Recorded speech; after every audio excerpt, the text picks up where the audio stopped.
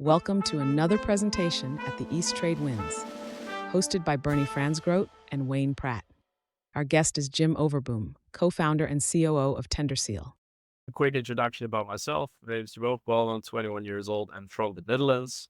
I've graduated mechanical engineering 5 months ago in Holland. During my studies, I knew with mechanical engineering you can do something, but I wanted to be an entrepreneur and I wanted something else. During my studies, I was a co-founder of Block E. We made a storage system for e-bike chargers. Also, during my studies, I started forging AI because I was fascinated with AI and automations and efficiency. With a couple of co-founders, we went into businesses asking them, what can we automate for you? And got a couple projects, but we realized that we wanted to dial in one specific problem, one specific solution. We went around to businesses asking, what do you need? Many of them came back to us with, we hate doing tenders. It's so much paperwork. It's such a drag, but it's still 80% of our revenue. So we have to do them. Can't you find or build an AI that helps us in this process? So that's why TenderSeal has started. For today, we're going to talk a little bit about the potential of tendering. What are these tenders? Which industries work with tenders? Where to find them? What does the process look like? This process is mainly based out of the EU, but for Canada and the States, there are similar crossovers where steps intertwine. Many people see it as a problem, and how we at TenderSeal are solving this software and our vision for what is possible. I hope after today, everyone has a little more understanding of what tenders are and where you can start. To talk about the potential, I'm going to take you to a story where I was doing my internship in New Zealand for 6 months. Beautiful time, but specifically, I want to talk about 2 evenings. First evening, we went to Fat Eddie's. That's a bar in Christchurch. Great bar, like always live music. It was amazing. And we met a man there that spent 6,000 New Zealand dollars in one night on drinks for everyone he met. And the second night I met him, when he was a little bit more sober again, I asked him what he does, because I thought if you're spending this money in a bar, you got to be a business owner. And he was. So his story was his father had a company, 4 employees, was plateaued for 20 years. Father sold it to someone else, a couple of years, 4 employees, and then he bought the company. And within 2 years, he scaled it from 4 employees to 60 employees. In 2 years, a complete plateau business, he scaled it from 4 to 60. I asked him, that's amazing. How did you do it? He told me the only way was to focus completely on tendering. That was what the others didn't do. And he just focused on tendering and he grew the company immensely. So that was another big eye opener for me. Wow, tendering can make such a big impact for businesses. A tender is a formal offer or invitation to bid for a project, contract, or sell assets. Many times these are government projects, or for the bigger businesses here in Europe, if you go for a project above a certain threshold, you need to do it through a tender so everyone can bid on it and it's completely democratized. Similar to RFPs or RFQs or RFPs. The biggest similarities are for requests for proposals. So that's where it still fits in.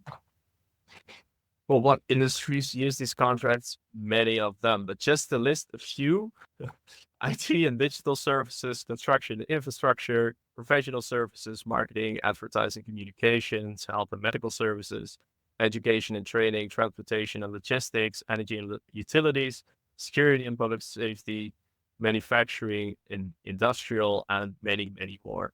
So almost any industry can benefit from these contracts. And where do you find them? Depends on the place that you're at. There are different portals. The big European portal is TED. All the European tenders are listed there, but in Europe, you also have your own country ones. For the Netherlands, you have TenderNet, for example. In the UK, you have got the UK Contracts Finder, but also smaller ones like Sell the Wales. In America, you have Stand.gov, which lists government projects, but you also have state-specific ones like California e-procure, and in Canada, you have the government of Canada has a contract and tender finder on the website as well. So if you'd like to start, these are some places where you can find the tender. What does the process look like? First, you browse these websites, you find the tender, you look at the summary, check the eligibility, read all the documents, see if you can bid on it, if you are able to do that. And if it's feasible, ask questions. If things are unclear, here you usually have 1, 2, sometimes even 3 question rounds, and the contracts can change out of that. Then when you are ready to start writing the proposals, you gather the quotes, you start writing all the plans, the sustainability plans, your financials, you send over the certifications, and you make everything in a complete package. Then you apply, wait for approval, and it's done through a grading system. So let's say they put 40 points on price, 60 points on quality, and within quality, they want 15 points on sustainability, for example. You have to write specifically for this grading system because the one that gets the most points, they wins the job. And this usually takes around 4 weeks, but that is dependent on the size of the project. What is the problem then? It's quite a bit complex if you're first starting out. See, huge amount of time and money spent up front. You have low win rates usually because if 5 people bid on a tender, only 1 wins. You have tight deadlines. If you miss one document, if deadline is at 12 and at 1 minute over the deadline, you submit your last document, it doesn't take them into account. You're just too late. And they're very strict on little mistakes. So sometimes even paint jobs, if they want a blue bus, but you bid it on a green bus, you already lost. Those tiny mistakes, if you somewhere in the whole project, you make a little mistake, you can already lose the job. So what is our vision for what's possible with software? We haven't made everything yet. We are at the MVP stage, but our vision is where AI is trained on your company. It will find you a tender, so you don't have to search through all of these websites yourself. We'll have an eligibility check. It will summarize the key points. It analyzes all of your documents, so you are informed if you want to go through with it.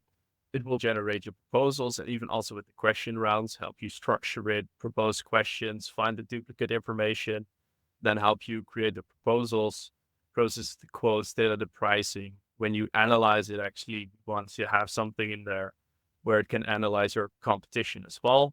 So you are clear on your USP and how you can win compared to them. Because at the end of the day, you want to win the project. And then you just have to read it, edit it, check it. The AI will also check it on those little mistakes. But at the end, it's your responsibility to still be able to deliver the project. Like AI can make the best story based out of your past projects, but if you are not confident that you can make it, you are responsible. And in the end, you can track your tenders with the dashboard. You can see the indicators and you can see how you can win better, smarter, and faster in the future.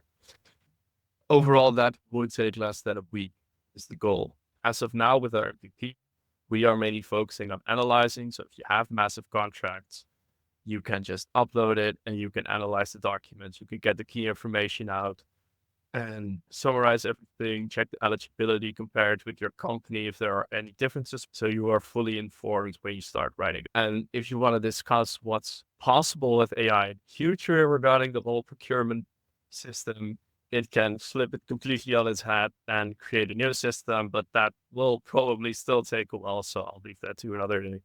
Everyone, thank you for your time. Unlock the full potential of networking with East Trade Wins.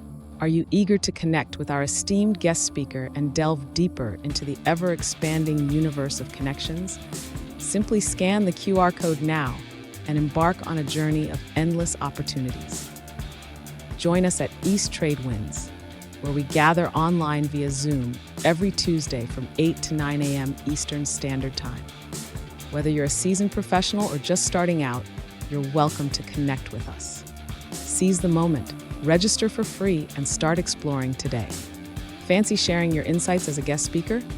We're looking for you. Reach out to Wayne Pratt to ignite your speaking journey. Email him at wayne@motivateyou.ca or connect with Wayne on LinkedIn. Don't wait. Take action and be a part of a global community that's shaping the future of business networking.